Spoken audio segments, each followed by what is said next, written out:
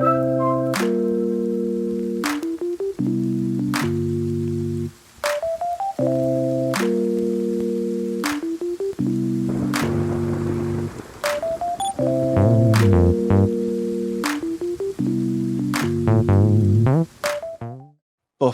we start today's show, today we want to give a big shout out to Buzz TV.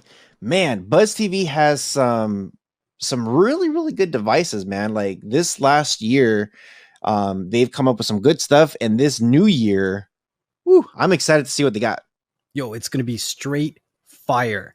Some devices and features, because I don't want to say one or the other. With Buzz TV, it's hand in hand. They've dropped some fire devices and some amazing features that are always taking things to the next level. So don't forget to check out the description below. You know, no matter where you guys are listening, watching, whatever from, make sure that you guys hit that subscribe button, that like, drop us a comment, and the reviews actually help us a great deal. If you're looking to do anything for us in this year coming and beyond, the reviews help other viewers like yourself find this podcast and enjoy it as well. So thank you guys. And with all that being said, let's start the show.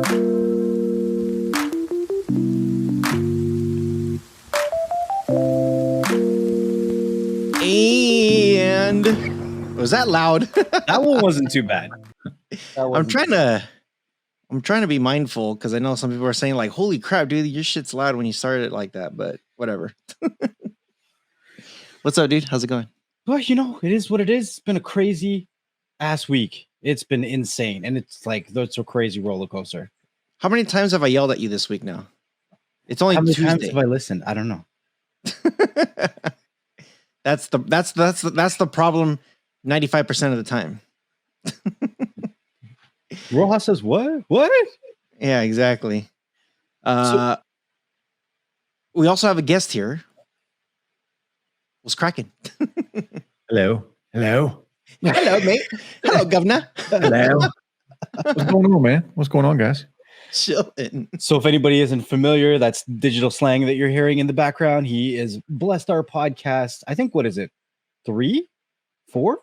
4 times so far? The 4th time, yeah. It is the 4th time. Yeah. It's always a pleasure having him on here. Thanks, man. Always fun. Yeah, that crazy I don't know where what do you call it? The accent. I don't know where the accent came from, but That's my English accent. Yeah. That's how we greet each other when we join Xbox Live when we're playing Call of Duty. That's what I sound like when I play Warzone. Yeah. Hello. Hi. Don't shoot me, Governor. He's over here. So today is our weekly tech news, and I thought it would be a good chance to get Digital Slang on here and to talk a little bit of crypto, because crypto is everywhere. It is everywhere, and it's being banned in places. So it'd be a great conversation, because I consider Digital Slang not a crypto enthusiast, a crypto addict. I don't know about addict, man. Come on. Okay, I'm asking again then. Tell not just Rojas, but everybody how many graphics cards you have. Not that. In the big picture of miners, it's not a lot. It's not a lot. I think I have around, I got to count in my head again because I don't even remember what I said before.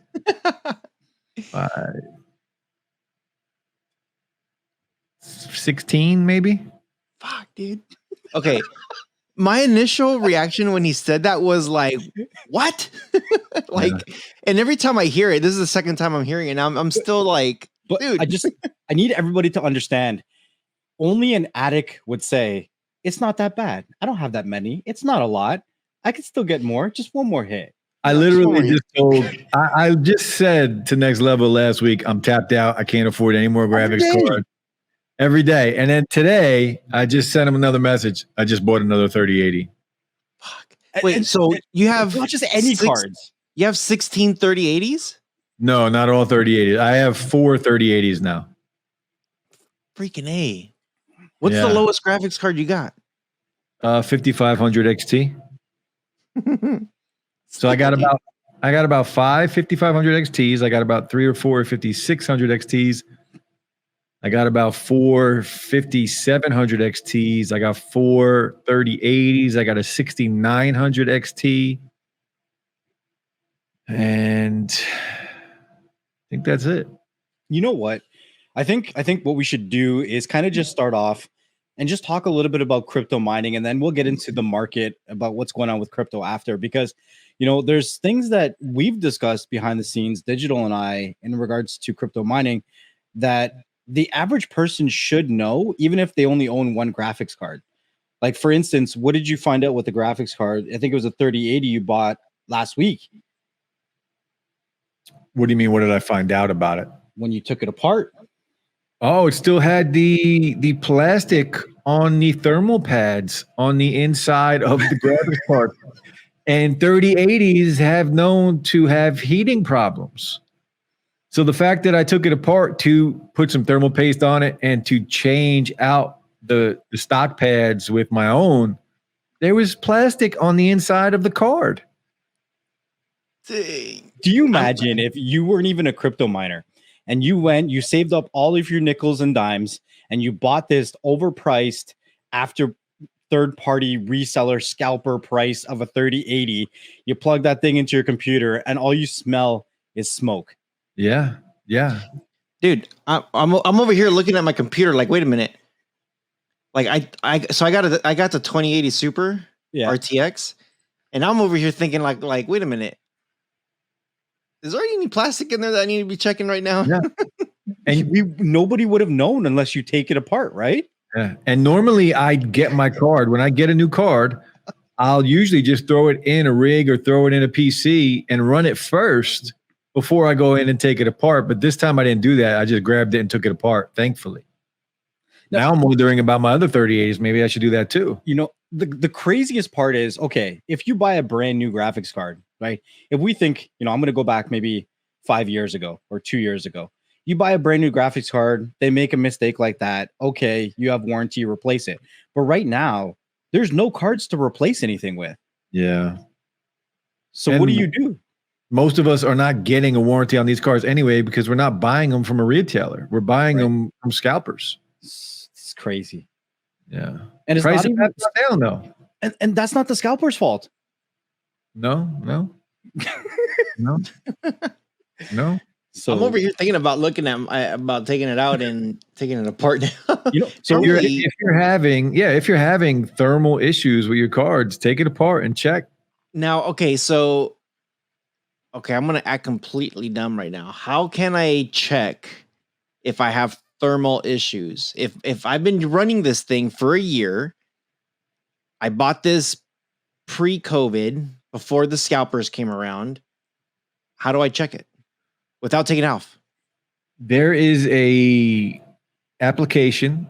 I'll have to get you the name off the top of my head. I don't know it. I have it on my PC, this one right here behind me, that I use to check the temperature of the graphics card. And I'm using a Mac right now, so I can't tell you, but I'll send you the link for the Macs are the best, by the way. So I'll send you the name application that I've used. There's two applications that I've used. You can use some computers, if they're not, custom built, will come with software that'll give you some of the temperatures. If you're not using a branded computer, then you could use something called GPU-Z. I think it's called GPU-Z. Yeah, that's it. And yeah. The other one that you can use, most people will probably have this if they're serious about gaming or crypto mining, is MSI Afterburner. And both of those will show you your temps, and MSI Afterburner will actually help you tweak your temps to be better as well. The NVIDIA control panel don't have anything, you think? I don't even install that, so I can't even tell you. Yeah, I don't install it either. I have it just because I mess with the graphics on here. Yeah. But yeah, GPU is a good one, and Afterburner. I mean, all the miners use Afterburner. Everybody uses Afterburner, man. Yeah, if you're mining on one, you should just try and mine and see what it is. You could tell just by downloading the software to mine. Download a miner, try and mine. Look on YouTube what your hash rate should be for what'd you say you have, a 2060? 2080 Super RTX. Oh, you got a 2080? Yeah, that hash rate should be at least 45, 50? Yeah. So if you're not getting that, it's definitely thermal throttling. But okay. I'm going to MSI. MSI Afterburner. Afterburner I'm downloading Afterburner. This is a weird scrolling thing that they did. It's a zip file, so I'm opening up this crap. It's probably gonna take me like I don't know, maybe 30 seconds if that. You should buy a Mac, by the way. You need to stop that right now. Both of you should buy a Mac. I will never do a Mac. Wow, we were pretty freaking close. People are getting... It's got to be at least 45. Yeah, 45.5. Yeah. Wait, don't I already have this? You know what? I think I have my... Damn, we were pretty close. Nice. That's crazy. Yeah, those are good cards, man. Yeah. It's crazy what the 2000 series NVIDIA cards actually still sell for. Some of them are selling for over 1,000. Probably cheaper now because the market just dropped pricing, but... Okay, so I'm going to run this Afterburner. Okay, let's try this crap. What the hell is this thing? Okay. So my temp is 51 Celsius. That's good. Yeah, that's a good temperature. Anywhere between like 50, 60. Some of them can even go a little bit higher than 60, but that's usually what you want to average at. Yeah, and then my CPU's at 360. My memory's at 405. Volts 0. Temp 50, 51. And then there's different things, right? Like if you overclock it, there's general settings for overclocking. For instance, like I Googled quickly 2080 Super MSI Afterburner settings, and it comes up, change your core voltage to 100, power limiter to 112, GPU clock plus 100, memory clock plus 1100. And then you would just tweak your fan rate depending on your temperature because, yeah. What was that number you guys were saying? 450, 460? For temps, what, 45? Yeah, between 50 and 60, you're good on temps. Okay. My because I thought you guys were saying like 450 or 460 on something else. 45 was the hash rate that we were talking about.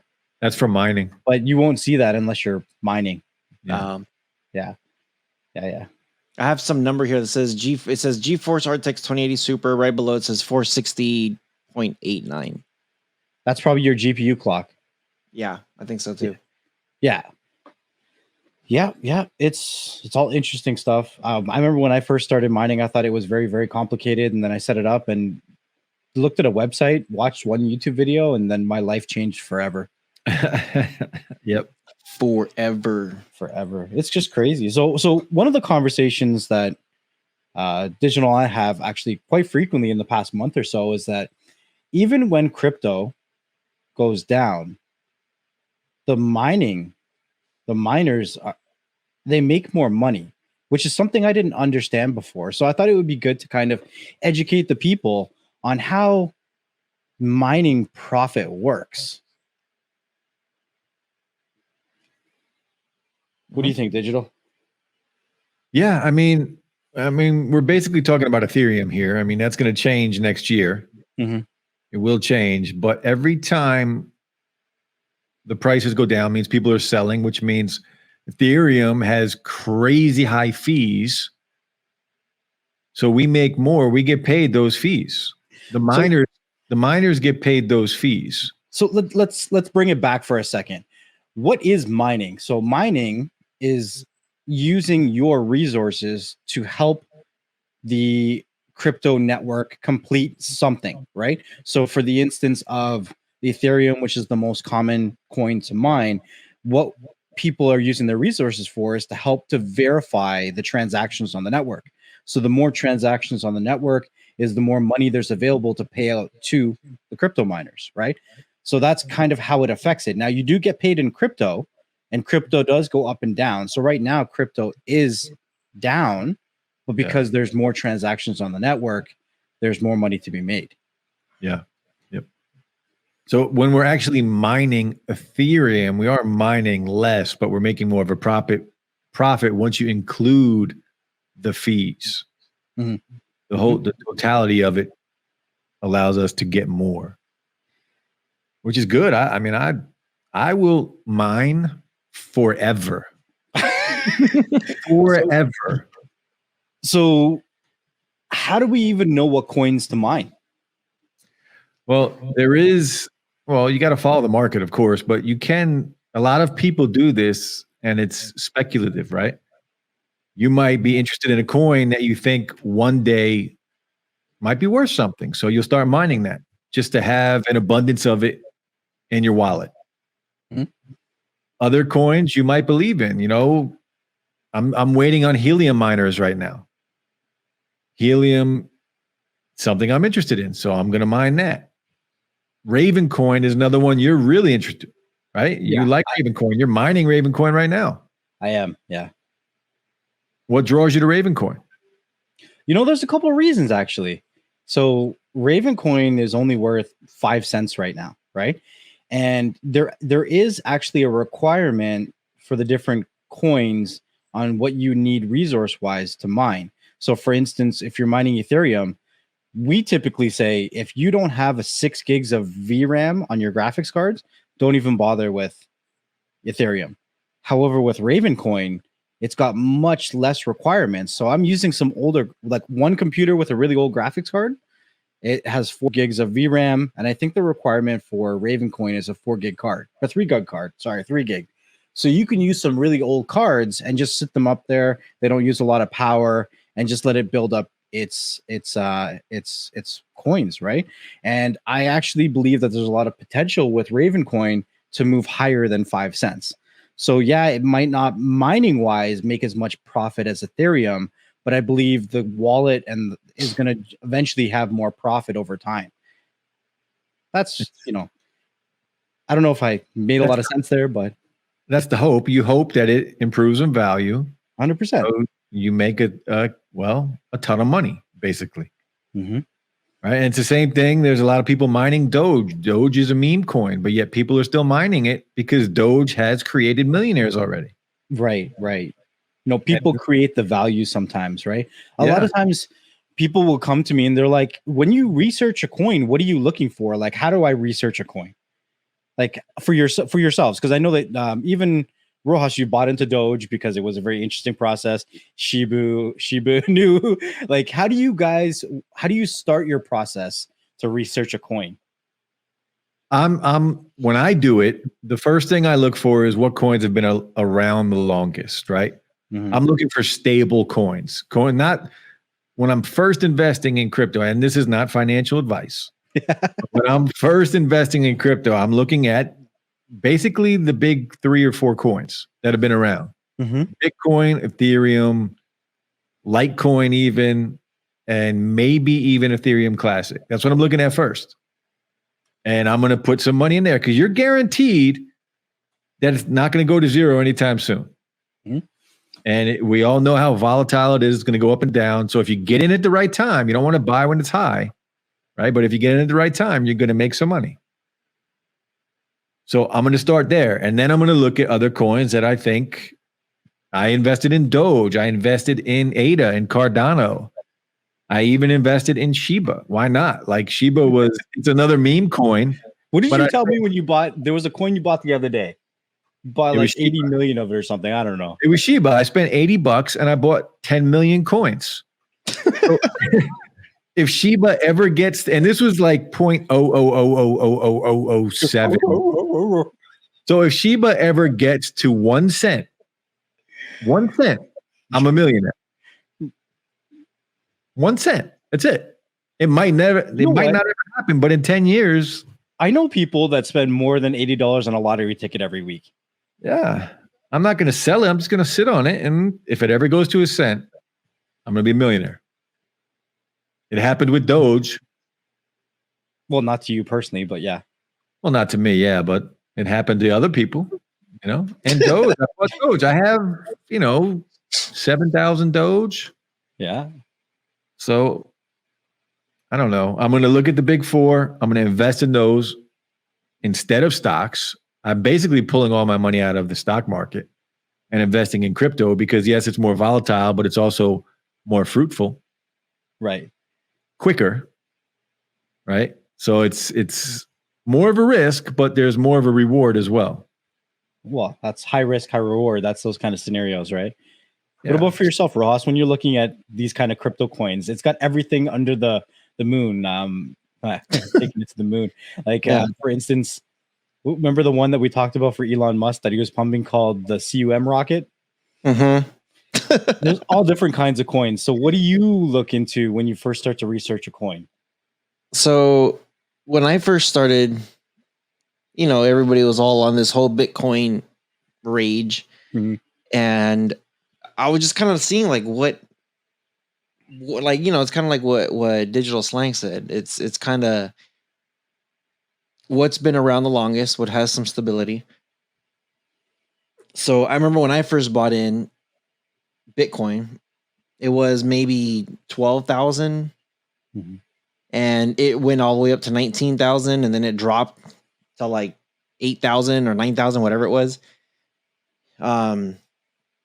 And I kind of started doing the same thing what he was doing, just looking at like what has been around the longest. And I remember when you and me first started talking about this back in December, I kept looking at Ethereum. I'm just like, this hasn't had as big of a push as it should, and it's been around for quite a while. So that's kind of one of the first things that I was looking at. After that, and this is more recent times, because I know we were talking about Dogecoin, and I was just saying, dude, there's so many like millionaires and billionaires and celebrities, and it's on the mat of the UFC pay-per-view fights. They're starting to push these coins out there, and it's just like, well, they're pushing this and it hasn't really exploded yet. It's just been slowly going up, and when I was looking at it, I made a mistake. I was just like, I should have bought it when I first started to talk about it. That was when it was well below a penny, and when it jumped up to like 4 cents, 5 cents, that's when I'm just like, I'm like, okay, screw it. I'm like, I'm in. I waited too damn long. I should have put in when it was worth nothing, and I had a feeling on it. Now, this was just random. This was super random. I'm just like, you know what? Ethereum Classic. I'm gonna check that one out. I'm gonna check out New Cipher. I'm gonna check out Stellar Lunar. I'm gonna check out Compound, Chainlink, Ampleforth, Safe Moon. I was looking at what was that one? Ethereum Classic, because people were buying into Ethereum, and this was funny because this is what actually happened. A lot of people started to put in, and I kid you not, I put in like, I was playing with like $100, just throwing it around everywhere, and it went down all the way to like $40, $50. And somehow I think I was at $90. Like I got it right back to kind of where I started, and I threw it into Ethereum Classic. When I first bought Ethereum Classic, it was, I think it was like $10. Wow. It was like nothing, It might have even been less than $10. But it was towards the beginning of the year. And yeah, that's like right now it's worth 187. At one point it was worth like, I think I had like 400 or $500 in there. I was just like, dude, really? But like right now, the one that I'm looking at that I see people talking about is Safe Moon. And I'm kind of still learning how all this stuff works. There's a lot of people hyping up Safe Moon. I know that's one of the newer coins. And it did see, when it first came out, it did see a spike, and then it kind of just hovered. But this one's sitting at, it's kind of like you, Digital. It's sitting at 0.0000003. Yeah. And I bought it at 7 or 8, I think it was. So I've already lost. I put in a G. Wow. When it was sitting at let's just call it 8. I put another G earlier when it hit 2. You got And $2,000 in the safe mode? yeah, Wow. if that it's kind of like your situation. If that thing hits a penny, mine doesn't have to hit a penny. Yeah. You're like, just But move if a couple it does, zeros. if that thing hits a penny, I'm cashing out. I'm like, I'm out of here. Absolutely. Yeah, I would be done with life at that point. I'll be like, I'm retiring. Well, it's almost like cryptocurrency because there's thousands of coins out there. It's the millennials' way of playing the lottery now. Like the old, the boomers are sitting there scratching lottery tickets and trying to pick numbers, while the millennials now are going to have opportunities on their phone to invest into coins that are worth like 1/25th of a penny. And that has the same odds or probably better odds than winning a Powerball. Not even that. If you're just patient, like right now, the whole market is down, right? And a lot of people are scared. It scares them away, but this is the perfect time to buy. If you got some cash laying around and you want to throw it in some of these coins that are really low right now, like Doge is at what, 19 cents? Yeah. Yeah, it was floating around 18, 19, and 20 cents today. That's where it was kind of rocking. Ethereum Classic is all the way down to 37 cents right now. Ethereum is 1,800. Like Bitcoin's 32. Like now's the time because it's going to go up. Eventually, it will go up. We will hit a bear market again and so make a killing. We're going to get into that in a moment. Why is the market down? But before we leave this, when people usually come to me and they say, like, how do I research a crypto coin? My initial response is every coin is supposed to be created with a purpose. It's supposed to solve something. So if you come to me and you're like, I want to research coins, what do I look into? You'll ask yourself, what is the purpose of this coin? What is it supposed to solve? Okay, you're supposed to be better, faster, and stronger, like some kind of, who sings that song? Kanye West. Yeah, you're a Kanye West coin. Well, okay. It's a Daft Punk song, but yeah, Kanye West. So I usually tell people to start with that. Find out the coin. You should come up with a couple questions to ask yourself. What will kind of swing your decision, right? Because everyone's going to come to you with every coin under the moon, and they're all going to say that it's going to the moon. And you have to find your reason to believe that it's going to the moon for your own reasons and not somebody else's, right? But even saying that, not all coins do something.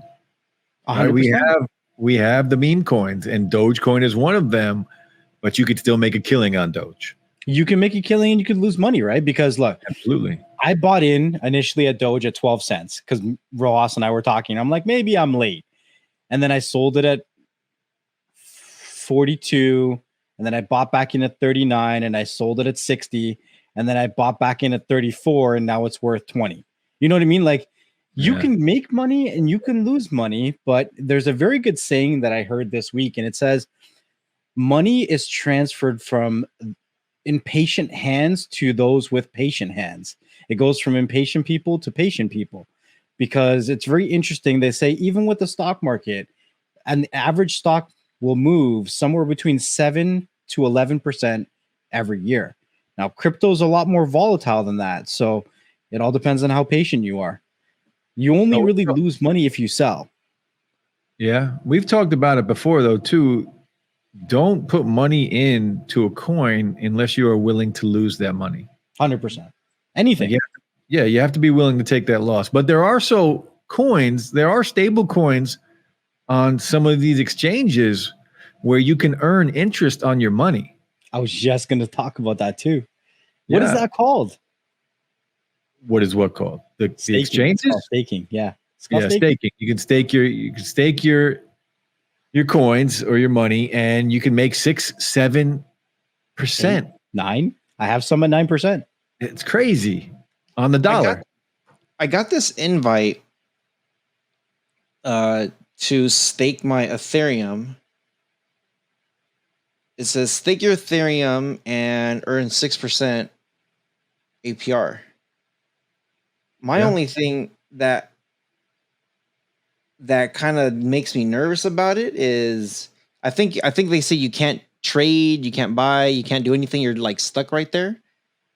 So I guess my question is, if I have, let's just say I have 4 coins worth at 10 grand.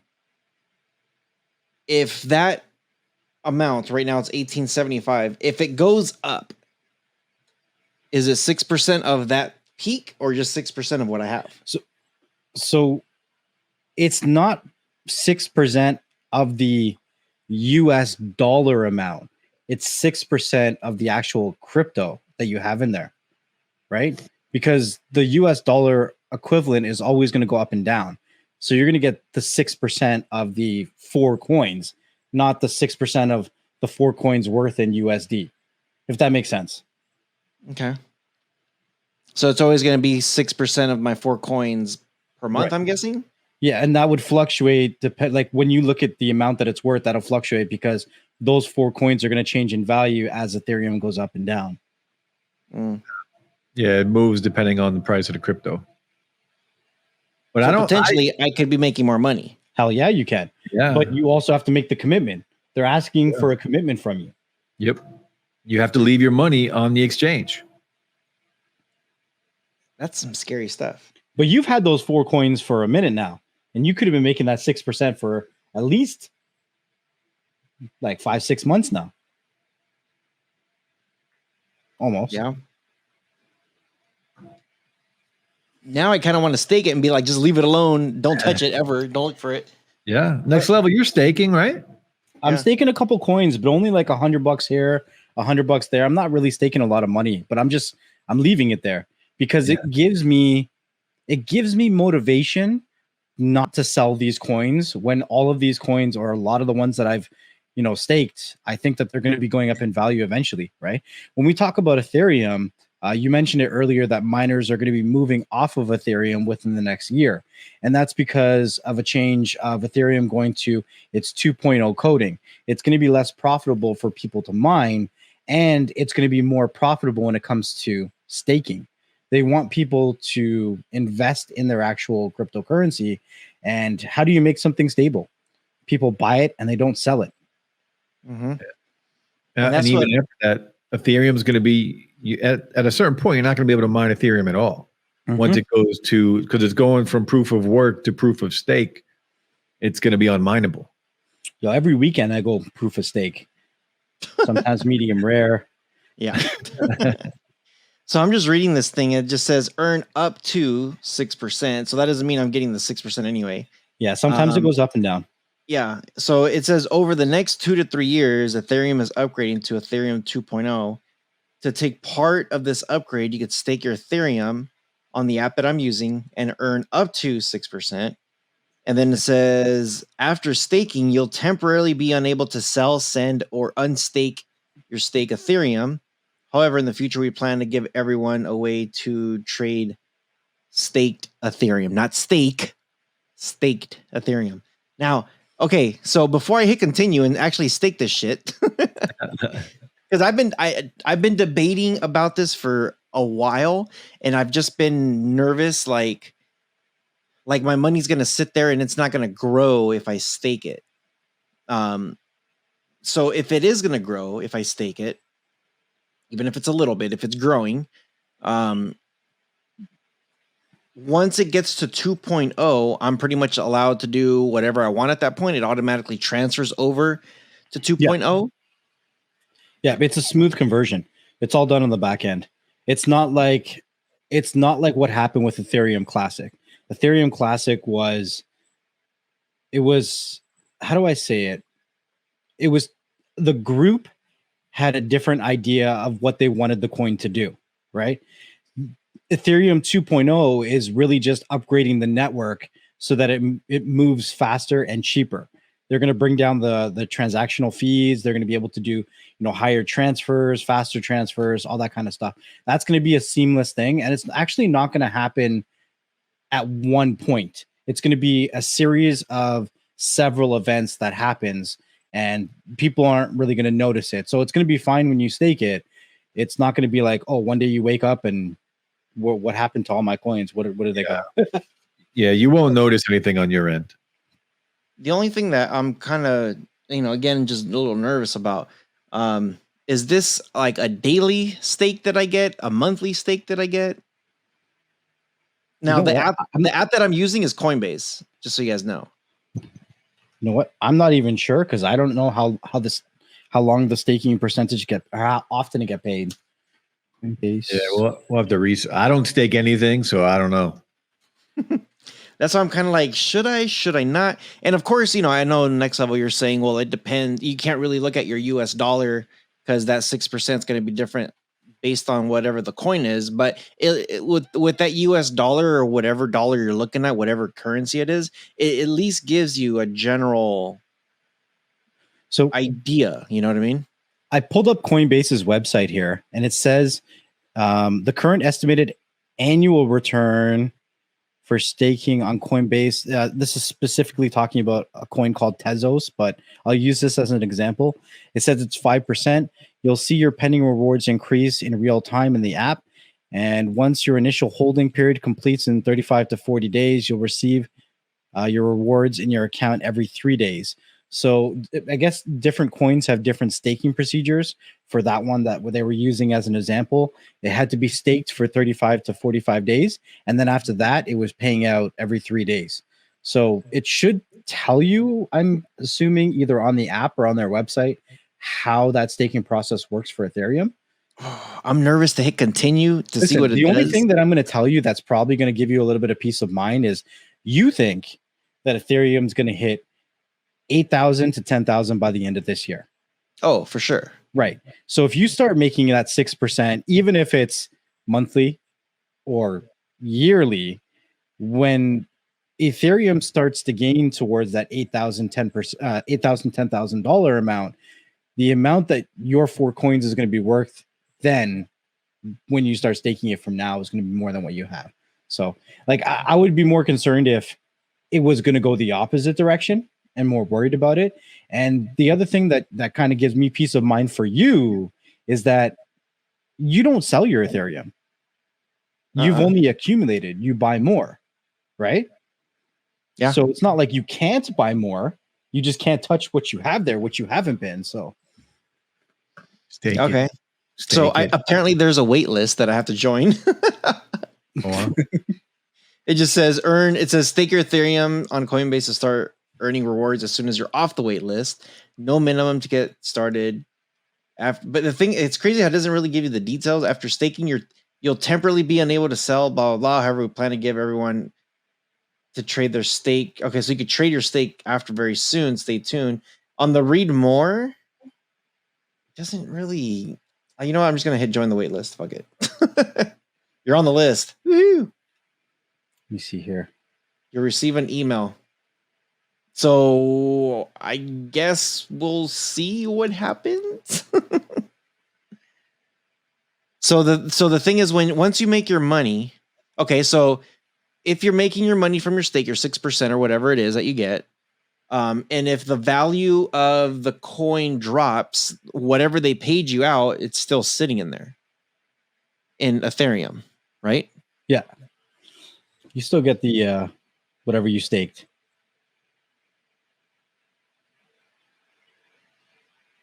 So I'm trying to see here if they actually tell me, because there is a whole blog post on Coinbase and their help. Yeah. But it doesn't say much about it. And eventually we're all going to have to stake it anyway, right? Once it gets to 2.0?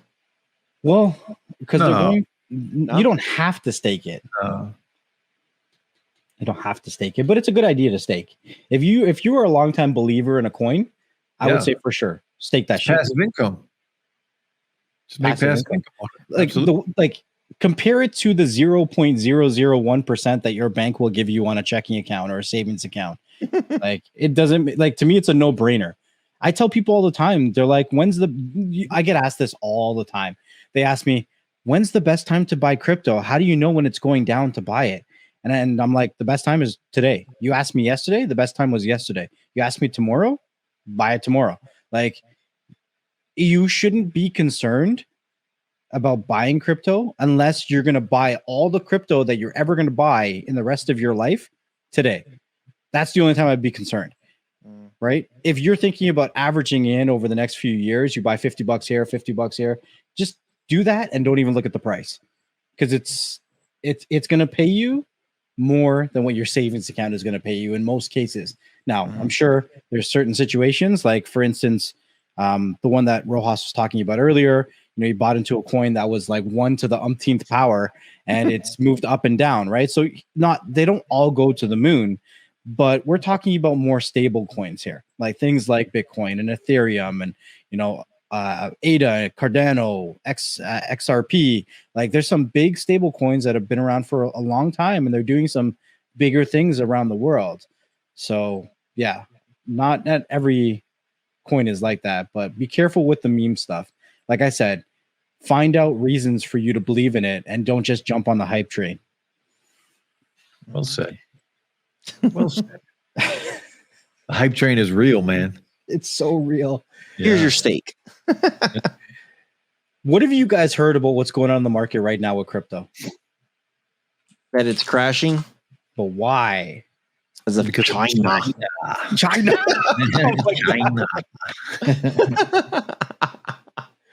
Oh my God. That was good. China banned cryptocurrency. It's crazy. It's absolutely insane. And it's almost like Elon lit the fire. Let's look at the timeline here. Elon lit the fire. And I know Rojas hates it when I talk about Elon, but I'm sorry, you're going to have to suck it up. Great. He lit the fire for everybody to be interested and look at crypto. And then he was like, crypto bad, crypto China bad. And then everyone was like, is that how he talks? He talks like that. China, crypto bad. China bad. Yeah, it is what it is. Yeah. But then he was like, crypto is very heavily entrenched in China.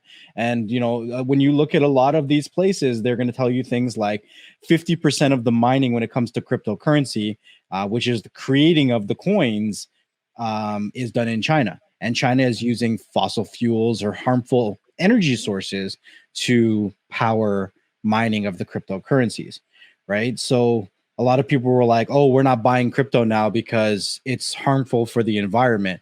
Meanwhile, a lot of the companies in North America and around the world are either already into green power or, safe power or energy efficient stuff, or they're looking into getting into it. So I think that there's a big change happening, especially right now when we look at cryptocurrency. Yes, it's dropping because China's banning cryptocurrency. Yeah. Because half of the crypto is being sold off, or it's crazy. And they're going to be moving to places like Texas or maybe even Canada.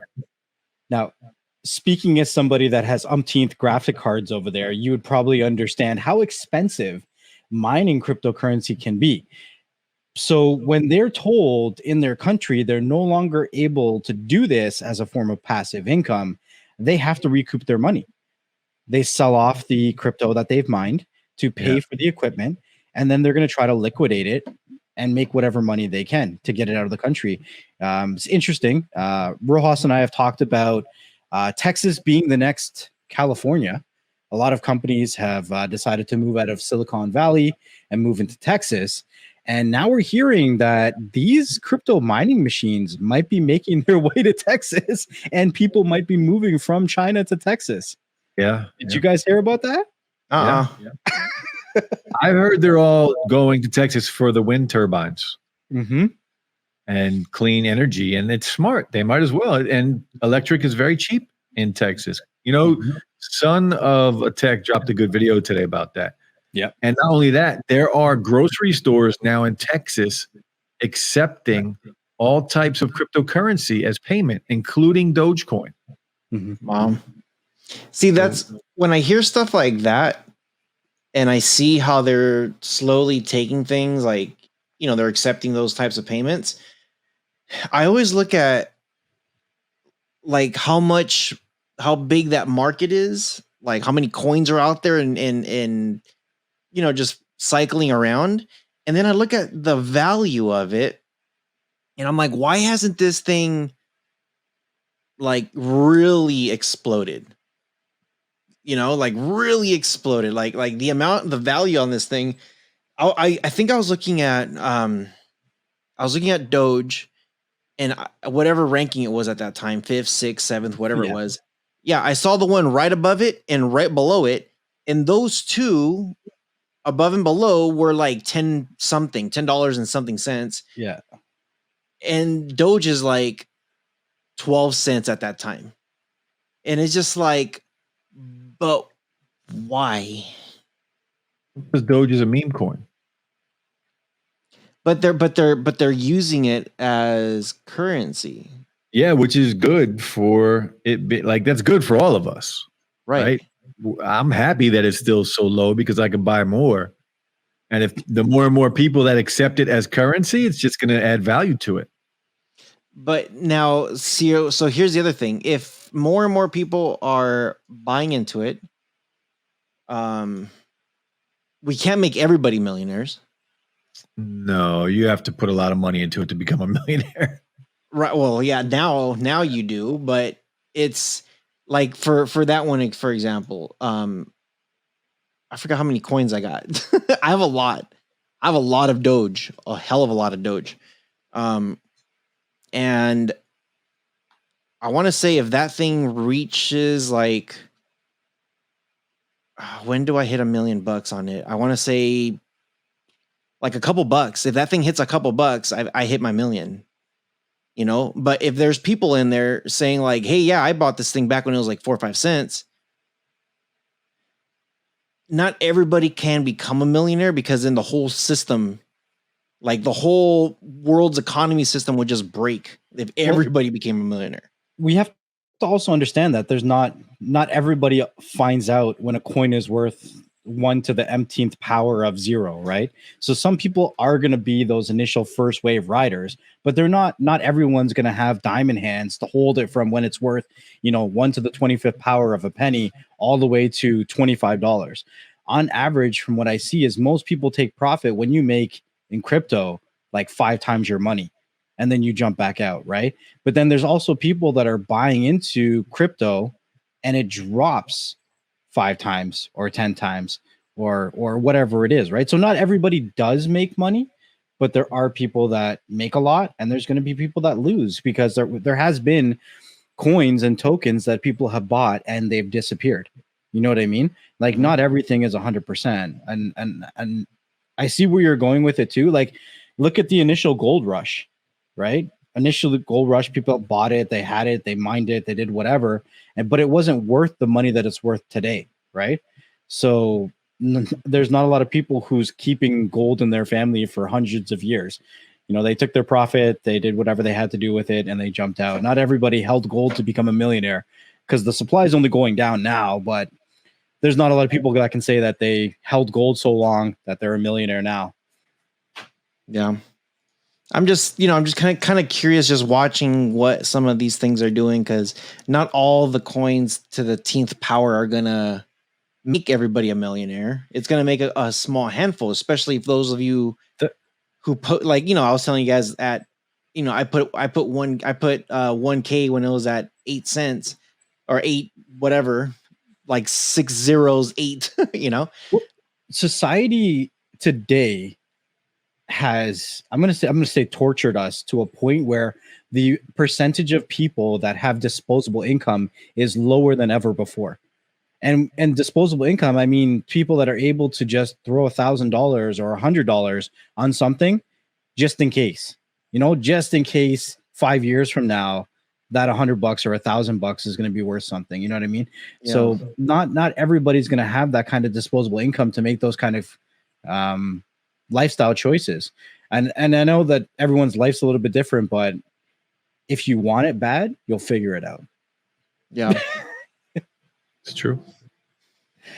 So let's go a little bit deeper into what's happening with China right now. And I saw one of the YouTubers that I follow, his name is Meet Kevin, and he does some really, really good, interesting analysis. I think he's actually in California, is a real estate agent by trade in California, has a great YouTube channel. But he did something with a VPN today that was quite of impressive, and I never thought about this before. I know Rojas and we use VPNs often enough, but I never would have thought to use a VPN in this way. So basically, he said, we see the news that comes out every day about China or Russia or whatever, and we get whatever the news mediums feed us, right? He's like, okay, I understand all this stuff. Now I'm going to take my VPN and I'm going to set it to China, and I want to see what their news says about crypto. And I was like, that's pretty freaking smart, because this is a global currency, right? It's decentralized. So what is happening over there, and how is it going to affect the coin? Because I'm only hearing one side of the story. So I thought that was pretty freaking brilliant. So he said that they're even banning crypto words, even like words like Binance, in their search engines. They're not even allowed to search for it. And now they're going after places like Alibaba, because Alibaba accepts crypto payments. So, my immediate response was, does that mean that Alibaba's stock goes down? You know what I mean? But that's not stuff that we're hearing in North America. Like, we're not hearing that they're coming after Alibaba for accepting crypto coins. We only hear the green side on our side. Oh, this place is taking crypto and that place is taking crypto, right? So I thought that was pretty interesting use of a VPN.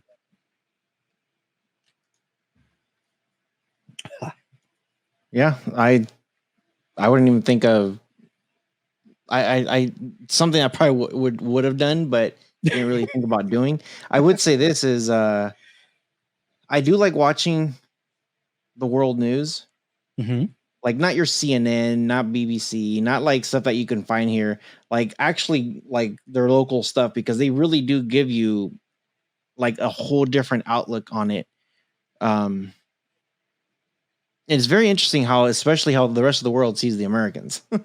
It's not very good. It's not good. No. But Americans don't care. We don't give a crap. Yeah, you're right. You're right. Don't care at all. Don't care at all. So I think what's happening right now is going to be very interesting. So with them banning cryptocurrency in China, and China being 50% of the mining productivity, there's a couple things that I think is going to happen. So yes, Digital and I were talking about how, or he even mentioned earlier in the podcast, that the price of graphics cards are going down slightly right now, which is good. It's good, right? For even people that are not involved in cryptocurrency. If you want to buy a graphics card, it could be, I would say, over the next week and a half might be a good time to look into getting a graphics card that's not too overpriced. It's irregardless, they're still going to be overpriced, but you might get a better deal in the next week and a half. The second thing is, over the next week and a half, maybe even a month or longer, we're going to see a transitional period where possibly the demand is going to be higher than the supply. Because if we plummet 50% of the people creating the coins, the demand is going to be higher than the supply. Does that not mean that we could see a very interesting uptick once we rebound? Yeah, I think though there's also going to be a lot of ASIC miners out there. Yeah. That I'm not looking. I mean, I thought about purchasing like a Doge Litecoin merge mining ASIC, which you can pick up for fairly cheap. But all these Ethereum ASIC miners that are out there, that are going to be out there because of the ban, nobody's going to buy them up, because mining Ethereum is coming to an end in the first quarter of next year. It doesn't make sense to spend 10, 11 grand on an Ethereum ASIC.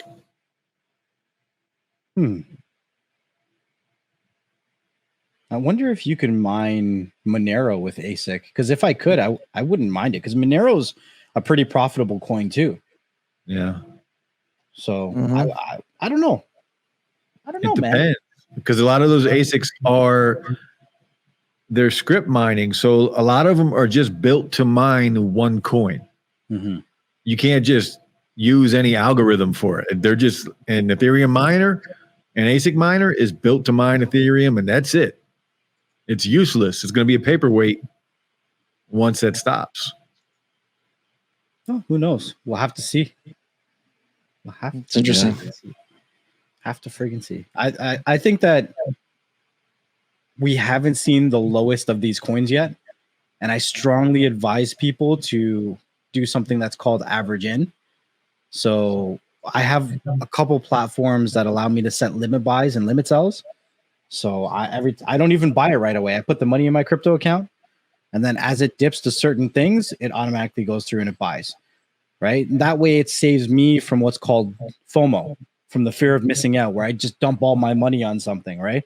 So I kind of do like maybe a $5, $10, $15 increment and just let the money slowly purchase in.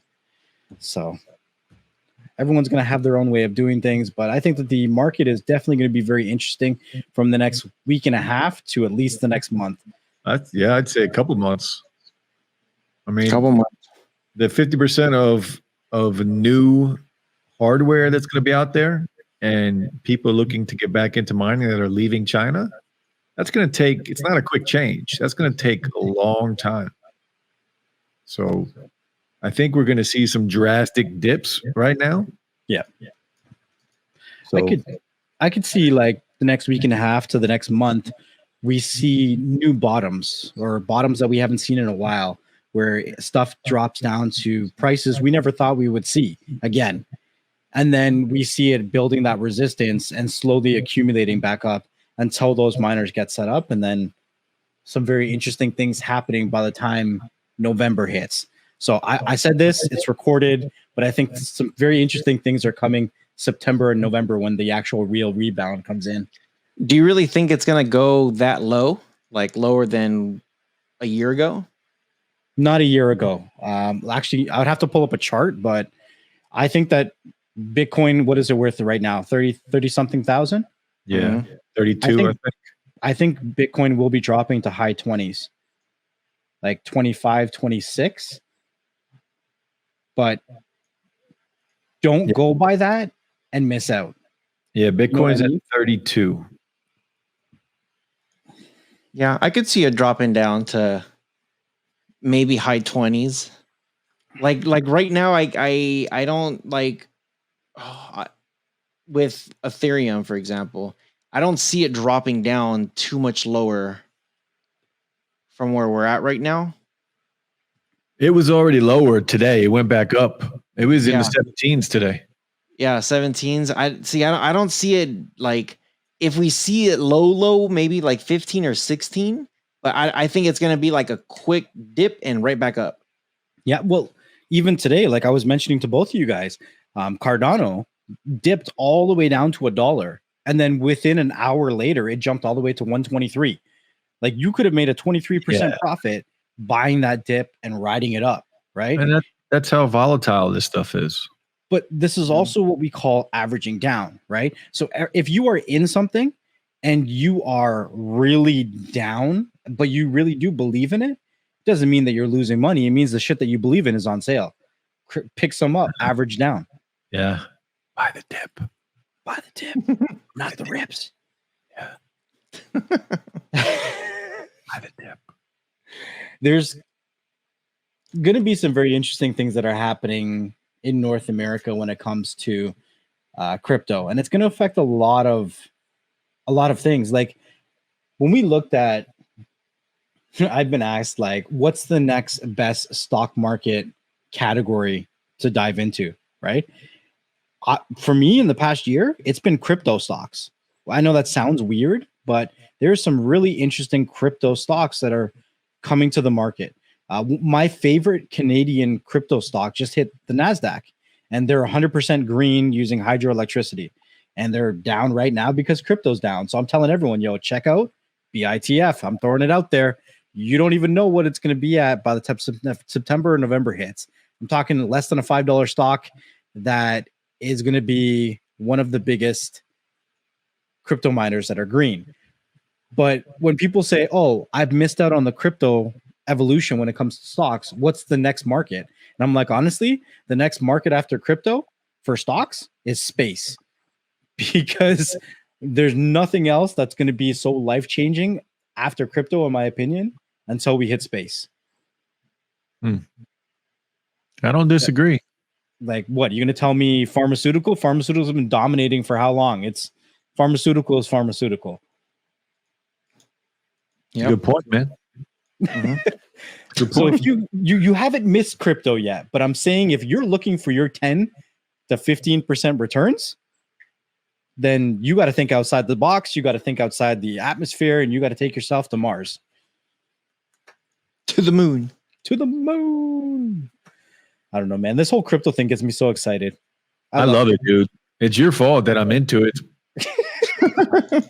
I love it. I'm hooked, man. As you can tell by constantly. You have a problem. I'm happy that you can admit it. Yeah, it's a problem. It's a problem. He honestly does, though, because every day he tells me, yo, I just bought a card and I can't do this anymore. And then the next day he's like, I just put a bid on a card on eBay. And I'm like, what happened yesterday, bro? I just bid on another card 5 minutes ago on eBay. Oh man. It's a problem. It's a You problem. have a problem. Yeah, but it's not like I'm just buying and not doing. It's an investment, and I'm printing money. I'm printing money. That's what I'm doing. Legally, I'm printing money. Well, we'll see. Like- If you lived in China, it wouldn't be legal. I don't live in China. China. China. It's legal here in the States. Oh man, it's so crazy. But like we always say, we're not financial advisors. We're just three random dudes on the internet talking about what we're doing with our actual money. We're not telling you to do the same things that we do, but Yeah, don't buy overpriced graphics cards. I'm telling you not to do that. Actually, don't be like me, kids. don't buy scalped graphics cards. Oh man, I told you should sell some of your rigs Why? for Then I instant can't profit. make money. Then I Don't can't do print it. money. Yeah, I'm printing money, bro. Even after Ethereum's gone, I'm gonna keep printing money forever, till the day I die. Forever. This is a lifetime habit right now, a lifetime hobby, I should say. As a, I don't know if I want to say a content creator, but when you're passionate about something and you share that passion with somebody, right? One of the coolest things is the amount that I've been able to learn from you as well. Like I never would have known that to even check thermal pads on a graphics card when it's brand new. Yeah, Never would have thought about that ever. you shouldn't have to. Well, I shouldn't have to. Right? And like even taking apart the graphics cards, you made videos about that. It's good that I can inspire and learn from everything around me. And you want to stay humble and do what you got to do in this world. It's so And much that's the fun. bottom line. and that's the bottom line. It is so much fun, right? It's a good hobby to be in. It's passive income. And what better hobby that you enjoy can create passive income? I'm Mhm. all about it. All about it. Now, next level, you said something that you really wanted to get into the whole thing with China. Your blood was boiling earlier, and you were just like, Well, we kind of talked about some of it. It was just like they're banning it, but is this political? Is it not political? Is this a ploy by the companies to do something that the average person isn't looking into? does it matter though? Doesn't matter. Hey, if you're profiting from it, I guess you can say it doesn't matter. It doesn't matter, but I mean, It is definitely what's happening right now is definitely affecting the market. 100%. And I think that we have to understand what's happening from every perspective, so that they call it FUD, fear, Fudge. uncertainty, and doubt. So the Elmer FUD, all you Elmers out there, you got to do your research to understand from all parties, right? Like right now, people would be like, "Oh, Bitcoin's dropping. I'm going to sell all my Bitcoin," right? But this isn't the time to sell. This is the time to average down, right? And I think that's what people need to understand. You have to do your research. Yes, there's political things that are going on in China. There's things that are affecting the economy, the world's economy. There's people, like legitimately people, that are affecting the world's economy. So do I think that these dramatic of changes when it comes to China would have happened so quickly if Elon didn't point out some issues with cryptocurrency. A lot of people were upset with Elon Musk and they were like, he's doing this and he's doing that. At the end of the day, some of those things needed to happen. They just weren't going to happen fast enough. Right. So, yes, this is a very interesting downside of cryptocurrency. And we've seen a very, deflationary chart where cryptocurrency went all the way from what Bitcoin was at 60,000. And now it's going to drop to, we're saying potentially, somewhere in the 20s. That's a big drop, right? But this is a good drop. It had to happen because it is a change that's going to be made that's better for the people, it's better for the environment, and it's better for cryptocurrency stability as a whole. So, yeah, my blood was a little bit boiling because I wasn't out of anger. It was just so much information. I was having an information overload, been dealing with a lot of different things. And when I saw crypto and it's like, whoa, what is going on? Like there's platforms out there where you can look at cryptocurrencies like stock charts. And if you can read a stock chart, you can read a crypto chart.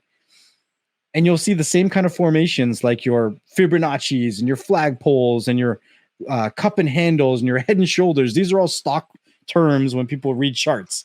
You can see the same thing in crypto. It's just, it happens faster.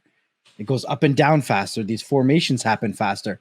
Some people can make their 30% day trading cryptocurrencies a lot faster than people can make, certain percentages in the actual stock market. So it's so much information. Sometimes you sit there in your seat, like spinning in circles. You're like, do I do this?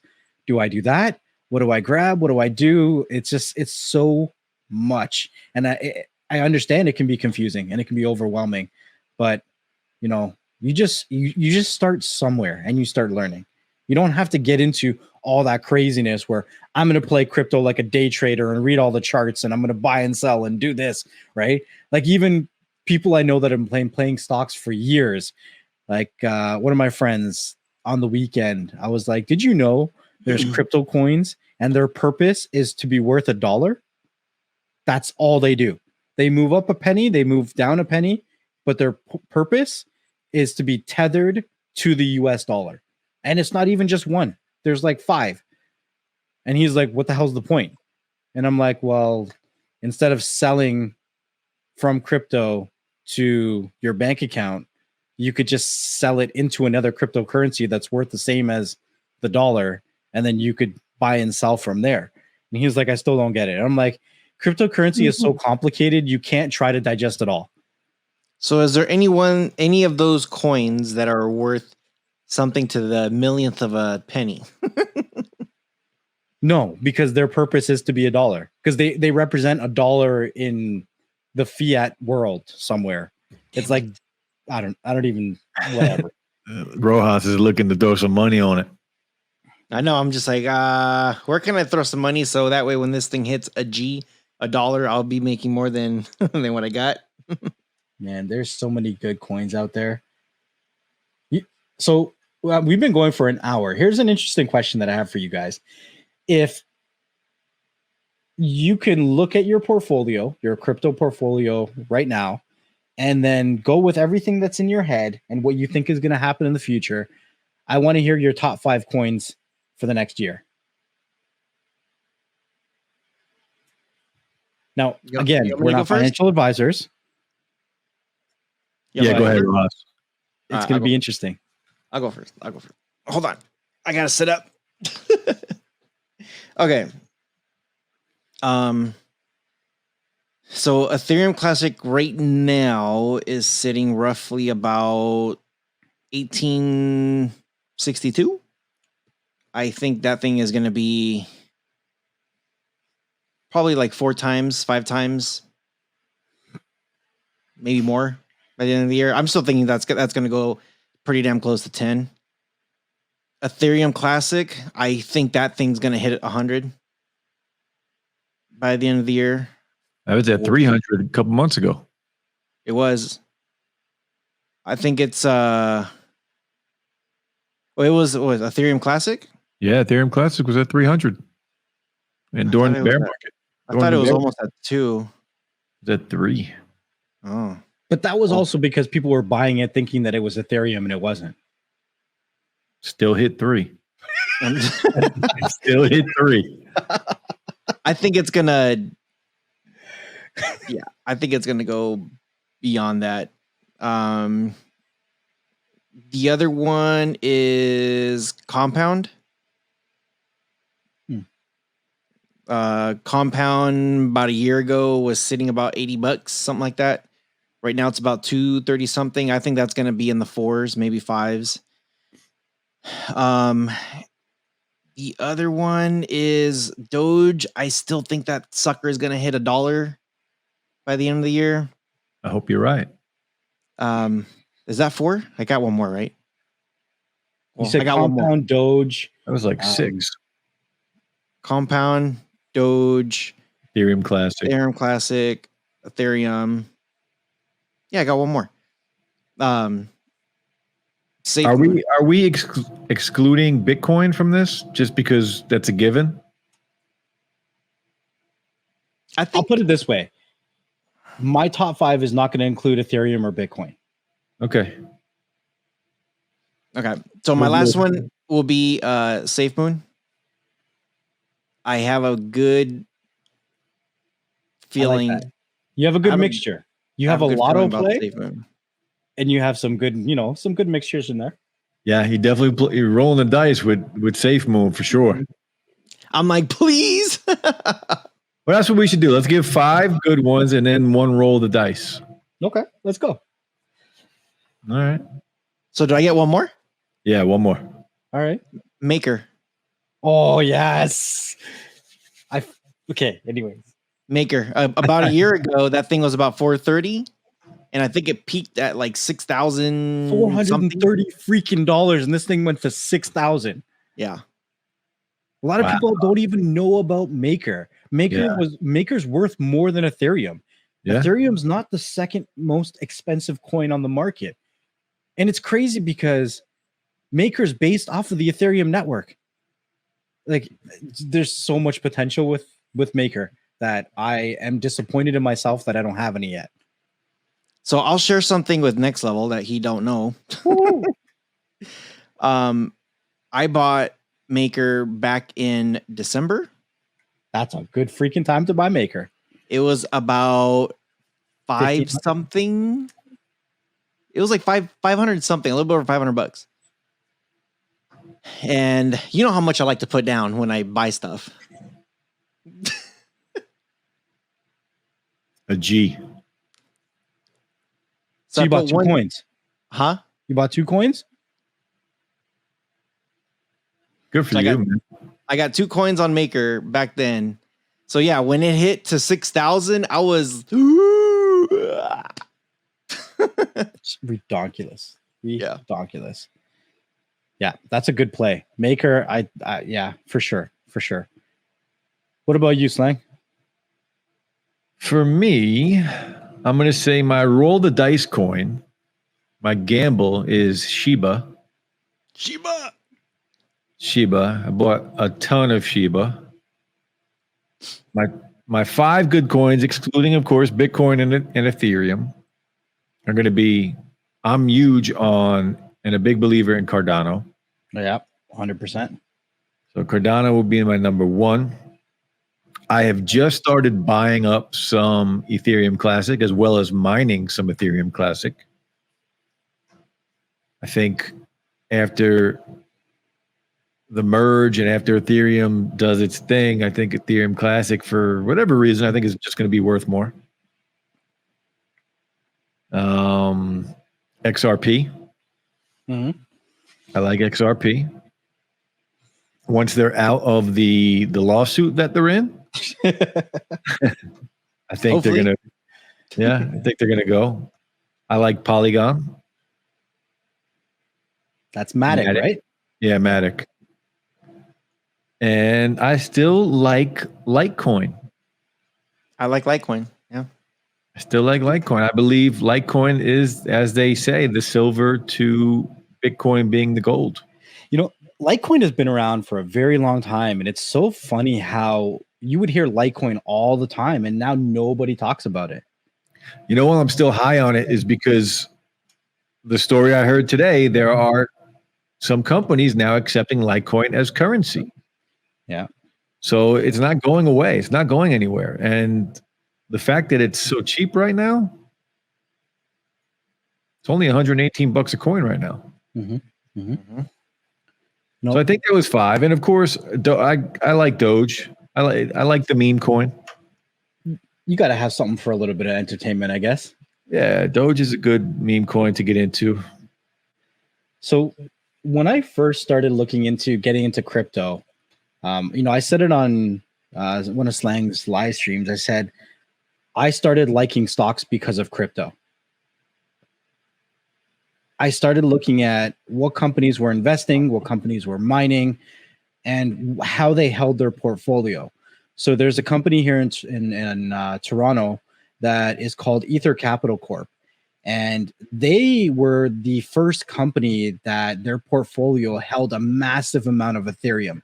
And that's when I started researching, because they didn't just hold Ethereum, but they didn't hold any Bitcoin. So the second coin that they held was Maker.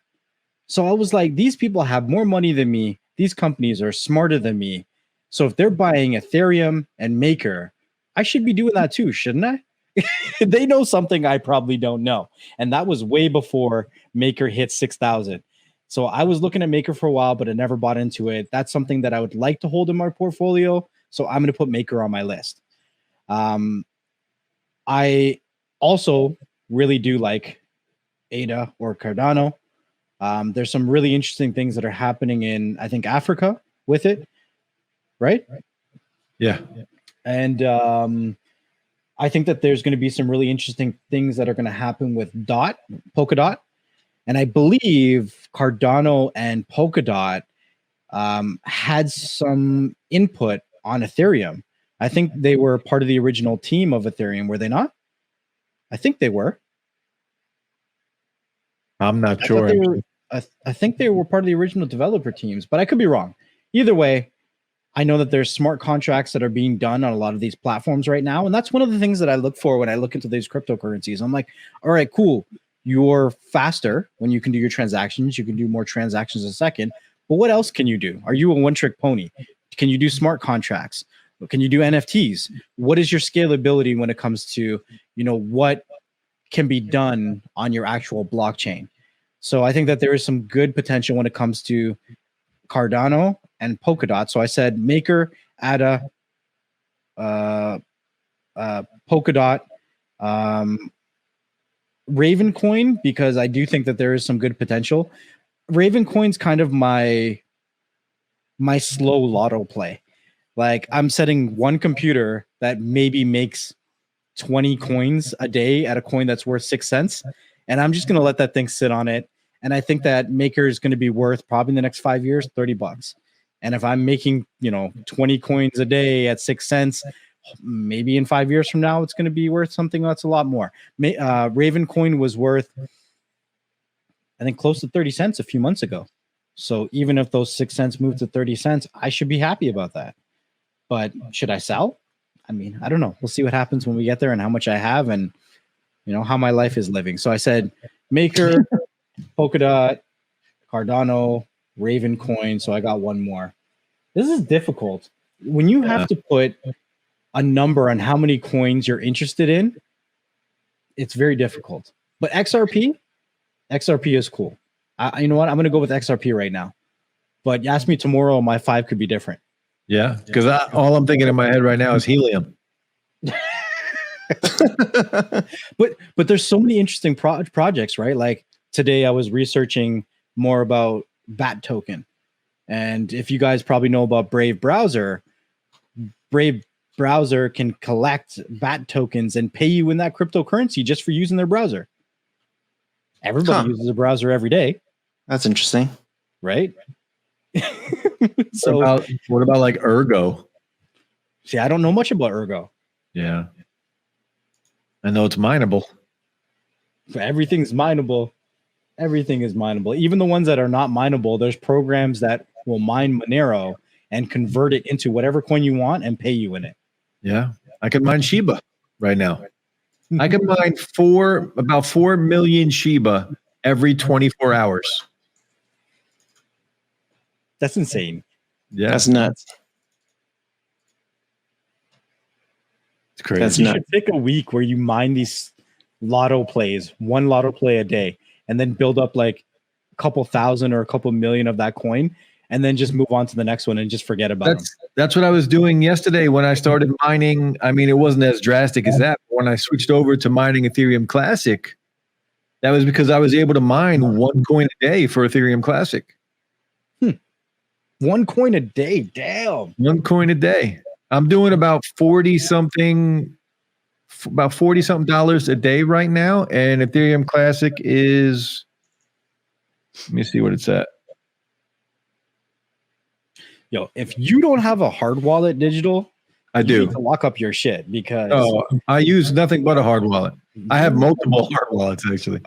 let's just put it this way. I bought things from you in Bitcoin and you've been banking a couple coins there. Well, I don't know. You got to protect your shit soon. Yeah, Ethereum I'll come to Jersey just now. Ethereum Classic is $36. So I can mine a coin a day on Ethereum Classic. I was just going to do it for a month. That's it. Do it for 1 month. And then if Ethereum Classic goes back to 300, just made almost 10 grand. It's pretty good. But I went back to the profitability of regular Ethereum right now is good. So I switched all my rigs back to that. Insane. Yeah. So I just switched it. I don't have as much mining power as you. 2 weeks ago, maybe even a week ago, I was only mining. It dropped to a point where it was less than a third a coin for myself a month. Now, waking up today and seeing that I'm mining monthly, almost half a coin, that's a big freaking increase. Yeah. It's a big freaking increase. And that's all because of the transactions on the network. Yeah. Because of the fees we're getting paid. Yep. So, I mean, that's all I really got on crypto today for myself. I don't know if you guys have any burning thoughts on anything else, but I mean, we've been rocking for almost an hour and a half just on our thoughts on crypto. And I think that was a pretty badass episode. Yeah, I love it. And I'm hooked and I blame you. It's really that simple. It's a lot of information there. So it's funny. Every time Digital talks to somebody, he's like, "Are you mining crypto yet? Why aren't you mining crypto?" Like he's the poster boy for mining crypto. Yeah, man. Like Rojas, you got a 2080 right there. Why aren't you mining crypto? That's free money. Free money right there. Oh man. How much would I get? You should be mining SafeMoon right now. You can mine probably a million on SafeMoon. You should just mine until you hit that whatever you want it to drop. I'm just saying. You could probably mine hundreds of thousands of SafeMoons every couple of days with that GPU. Okay, so as soon as we're done with this convo, we're gonna set it up, and I'll get my SafeMoon going. Okay. And hopefully, the thing goes to the moon and beyond. We'll get you set up. Don't worry. So cool. All right. So we'll go ahead and start wrapping up then. Digital slang. Anything you got to say before we get out of here? Yeah, guys, just do your research, man. None of this tonight was financial advice. Like Next Level said earlier, we are just sharing our thoughts and experiences about crypto. Whether you agree, disagree, it's all good, man. You got to do your own research, but that's it, man. Always a pleasure to be here, guys. I appreciate every time you guys have me on, man. Awesome. Thanks, man. Yeah, thanks for coming. We definitely appreciate you. Next Level, anything you got to say before we go? Well, just quickly before Digital Slang moves on, where can they find you? I'm in New Jersey. My address is my crypto address is this. Digital Slang. Digital Slang on YouTube or Slangcast. Most of the time, Digital Slang. Friday nights we stream, and Saturday nights we stream as well on Digital Slang. And on Twitter, digital_slang. Now, speaking about where you can find us, we are everywhere. The podcast is everywhere that you listen to music or podcasts. Crazy. crazy. When you guys hear this podcast, we are just finishing up our first year of being on Beyond the Streams, over 150 episodes deep. Consistent people coming out every time, liking, subscribing to the channel, giving likes and thumbs up and reviews on the podcast. We wouldn't be able to do what we do if it wasn't for your guys' support. So keep doing what you do. Make sure you make it out to the live streams every Thursday, which is about 4 p.m. Eastern Standard Time. But we appreciate all of you guys for coming out, for listening to the podcast and watching the videos, and giving us a reason to have these conversations in the first place. Beyond the Stream started in a place where it was just conversations with Rohas, myself, and other people that we had on live shows, and it was all after the fact. It wasn't recorded, and a lot of times they were juicier than the actual live streams. So we brought it to you guys. We're bringing the conversations, and next year it's only going to get juicier. Yep. Oh yeah. So season 2 of Beyond the Streams is starting July 1st. We are not taking any breaks. So I kind of took a break, I think, back in April. Had to take a break from Next Level's beard because it was all over the place. But of course, we appreciate you guys. Make sure you guys do share the audio, the video, tell a friend about it. Leave us a review, leave us a comment, leave us something down there. If you guys want us to talk about something specific, make sure you guys do let us know. And yeah, again, check the description below. You will find the links for Digital Slang so that way you guys can subscribe to his channel or channels. And also check the description below because we'll leave a link for Amazon's hair products just in case you are interested in. It is an Amazon affiliate link. And that was a joke. I'm going to find some crypto links and I'll leave it down below too. Don't worry. There you go. Once again, thanks for coming. Links. Yeah. Peace out. All right, guys. We'll see you guys in the next episode.